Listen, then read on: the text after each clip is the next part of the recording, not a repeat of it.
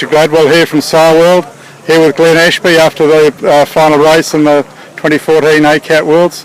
Well done, Glenn. You cleaned up today and cleaned up the series. Yeah, look, it was a wonderful day. Yachting today, we had to wait for a little bit for the breeze to fill in, but it was nice of the race committee to wait until the breeze did come in because it was pretty light and wobbly early on. So we ended up, it's our first sort of sea breeze day of the year. This year really for the regatta, but at the end of the day managed to get off the line reasonably close to the guys I had to be close to, and managed to be leading at the top mark, which was a surprise, and just consolidated from there and didn't really have to do anything super special to stay inside the top 15 for the race to get the title, so very, very pleased. So what is that, your 8th Worlds now?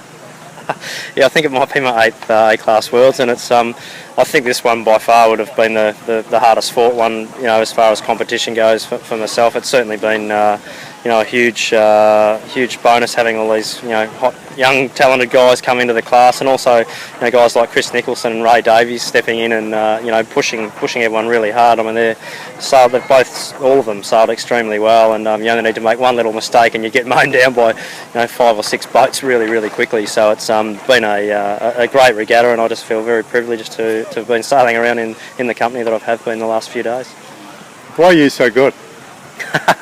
Well, the A-class for me has been something that I've probably sailed the A-class the longest out of all the guys in our training group, and I love the technology, I love the sail making side of things and the rig side of things, and to have sort of put our little training group together a couple of months ago and work really hard on the foil side of things and get the boats foiling downwind, it's been a whole new sort of development for everybody, and to be part of that and to actually get the boats up and foiling downwind has been a huge amount of fun, and I don't know, I just love the A-class. I'd love to be a little bit faster upwind, being a little bit vertically challenged. I struggle a bit upwind at times, but I think getting the rig set up right and making sure you just do the simple things well at times, sometimes it falls your way. What are you going to take out of this regatta into other areas of sailing? Yeah, look, I think the foil side of things has definitely been a massive learning curve over the last sort of month, basically, and it does make you sort of re-question all the things you've just learned over the last 3 years, with the big boat and what direction, the new boats will be heading in for the America's Cup. So I think, we're just, again, scratching the surface with the A-class and the foil development, and I think the future of yachting, certainly for the A-class, is very promising indeed. So how much of this foil technology do you think is actually relevant to other boats? Oh, look, basically very relevant. I think it's, as we've seen from the AC-72s last year, there's been a lot of other boats that have started to adopt that foil technology. Even the big maxi boats are using lifting foils and things like that to displace a lot of wetted surface area. So I think in the future, I think we'll see more and more boats, using sort of different types of foils to actually reduce the wetted surface area of the hull, and ultimately, be completely airborne, which is a 100% reduction of hull wetted surface area.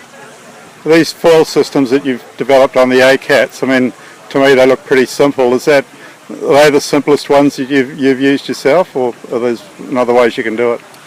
Yeah, look, basically the A-class at the moment is pretty much as simple as we could get it. We tried some complicated systems early on, but sailing the boat around the track just becomes too difficult. So the fact that we weigh about 75 or 80 kilos and the boats weigh 75 kilos, you have a huge amount of control using your weight to actually weight shift and control the fore and aft trim of the boat using your body weight. So we've sort of adopted a more sort of locked-in setting with daggerboard rake and also rudder rake angle, and which has got your elevator on the bottom, and really at the end of the day, setting up for the conditions and changing your daggerboard rake from upwind to downwind in different conditions is really the only thing you need to do, and then you can adjust your fore and aft position on the boat to help the boat fly downwind.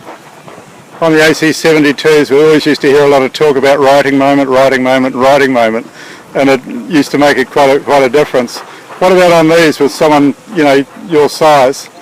Do you feel disadvantaged against the heavy guys, or is it not quite so critical here?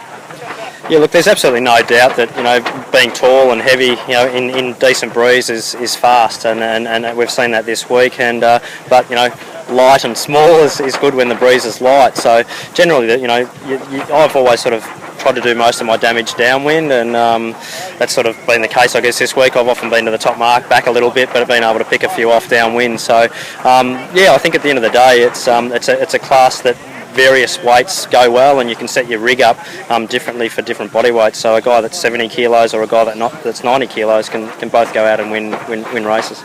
But what about the transition this time to foiling? Has the body weight thing come into that as more of a factor, with the bigger guys got more riding moment and therefore should be able to lift off earlier, or not?